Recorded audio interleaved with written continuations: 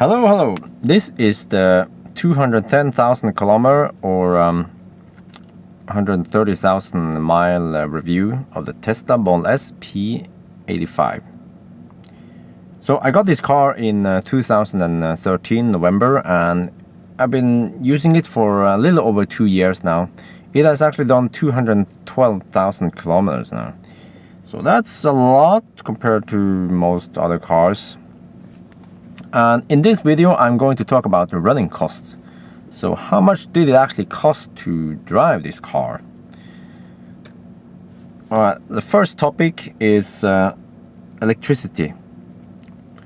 So I live in Norway, so electricity in Norway is pretty inexpensive. Now I had a charging station at home, and it's like a garage where you share with other people, and it will usually cost this much, and then I had to pay some extra to get the charging station and access to unlimited juice. So I lived there for a year before I moved, and that cost me 2,400 NOK in electricity. At work I could charge for free, but there was limited spots there and stuff that you couldn't. I didn't have my own dedicated spot. So, well, I use it from time to time, and then before I got the charging station at home and all that. So, but that was free. Also, public charging in the city, most places in Norway are free. Only sugar speed, but still, any juice is good juice, right? And superchargers are also free. And then there are some places where they also had free, like semi-fast charging, like Fortum. They had free 22 kilowatt AC type 2 in Sarpsborg. That was before. And also Sunnico, they used to have free charging in Bergen and Oslo. I think Bergen is still free, but it's slightly slower. But you see, there are places where you can get some free charging. That's awesome. Lately I've been more and more a fan of Chademo fast DC 50 kilowatt. So I've been using that more lately. With adapter, you can actually use the charging stations that a Nissan Leaf or one of those other cars, what do you call it again? Peugeot ION. Yeah, they also use Chademo. Yeah, but the fast DC charging stations, but that costs some money. But time is money. So I use about 1,000 kroner on DC charging outside the house. Next group is about tires. So Model S is pretty heavy car. So yeah, as long as you try to keep your right foot light, then you save tires. If you do launches and stuff, then you will wear out tires like crazy. So for summer I use Goodyear Eagle RSA2. The reason for that is that that's the standard tires that comes with the Model S, and many people, they sell them second hand, almost brand new. So I buy them for under half price. And summer tires, they last. I have some statistics on all that, and on average they last for about 30,000 kilometers or 20,000 miles. And each set costs about 4,000 kroner or 450 euros or dollars. And for winter tires, I use Nokian Hakkapeliitta 7 or 8 studded tires.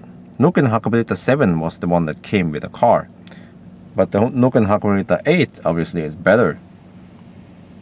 But those winter tires are freaking expensive, and I can't buy them second hand. There's not many people sell them. Actually, I haven't been looking, but yeah.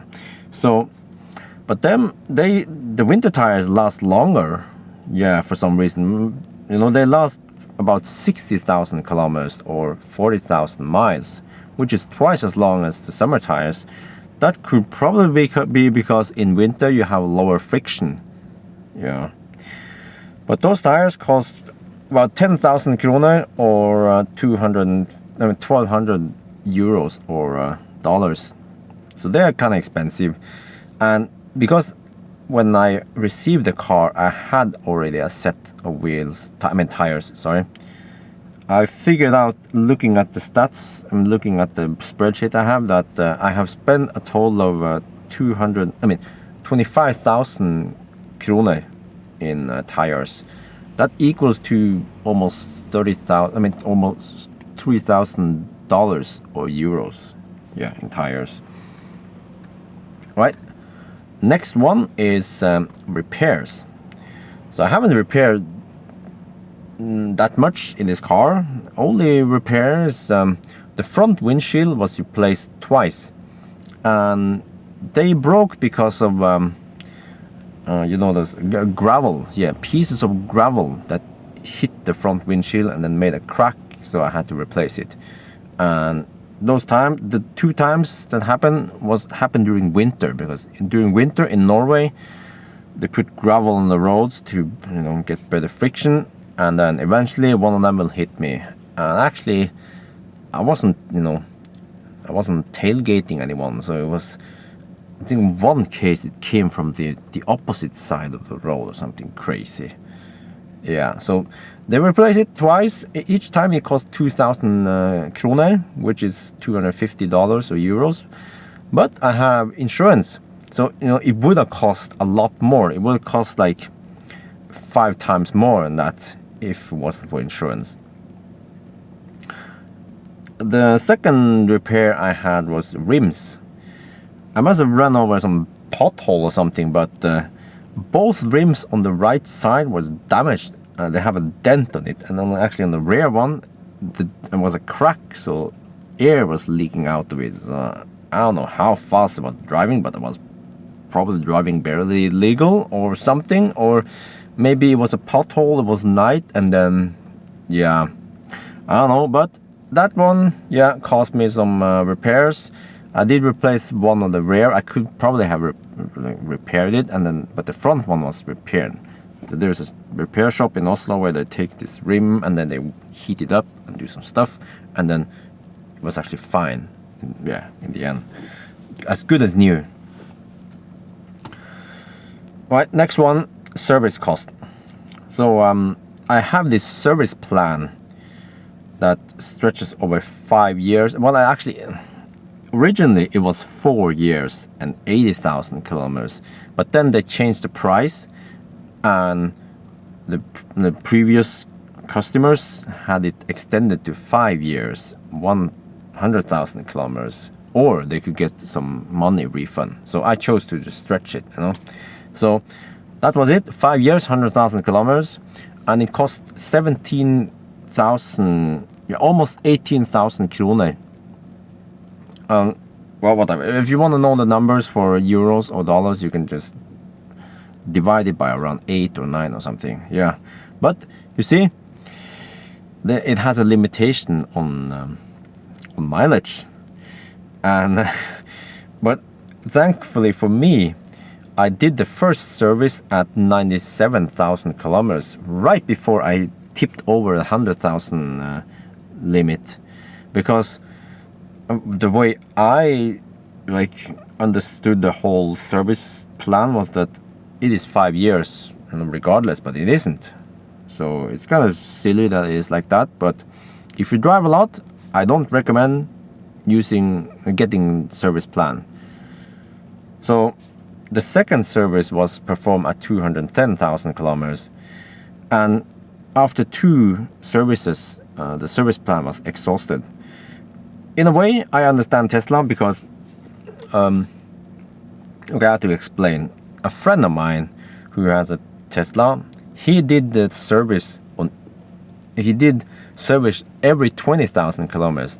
As for me, some crazy sucker, stretched it to about over 100,000 kilometers on each of them, and on his 20,000, each of the 20,000 service, he did one thing, replace the wiper fluid. No problem. Maybe check the brake fluid, and then on the next service, he did some service on the air conditioning, and then maybe on the next service you check the brakes and stuff like that.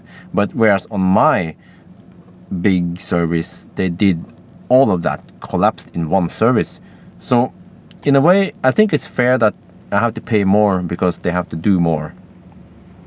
Now it is worth mentioning that in the first service I had at 97,000 kilometers after 1 year, Tesla replaced the what's it called, transmission oil in the reduction gear. The reduction gear is in the back, which reduces the RPM from the motor to the wheels. It's a closed circuit, and the interval for that is actually 12 years and 240,000 kilometers. That's about 150, what is that? 150,000 miles, I think. Yeah. So I don't know why they had to replace it, because it had only done 97,000 kilometers. You could have waited, for this year's service, but it was replaced, so that's fine. I don't complain. Yes, but you see, if you drive a lot, you will spend your service quickly. So I recommend that you don't get service plan if you drive, like, let's say over 50,000 kilometers per year, or over 30,000 miles per year. Then you can just buy individual services instead. But then again, the individual services will be more expensive than a standard 20,000 one. So yeah, if you look at the service plan on Tesla Motors, you will see all the price and all that.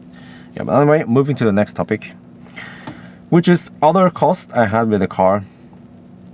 I am so lucky that I live in Norway, because we don't pay for toll roads. So I didn't pay anything for toll roads. That's awesome. But I did pay for toll roads when we went on Europe trips and all that. And also there's a bridge between Norway and Sweden, around a little south of Oslo. I also had to pay for a toll road there because it's partly Sweden. And yeah, so I paid a toll of 1,000 kroner for toll roads. And then for ferries, well, in Norway we also have another great incentive that we don't have to pay for the car. We only had to pay for the driver and passengers. So that's a very reduced price for ferries.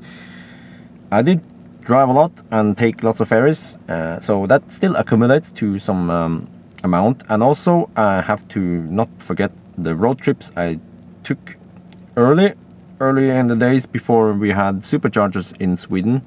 So I had to take a ferry from Larvik to Hirtshals and back. So the ferry cost over 2 years will be about 4,000 kroner.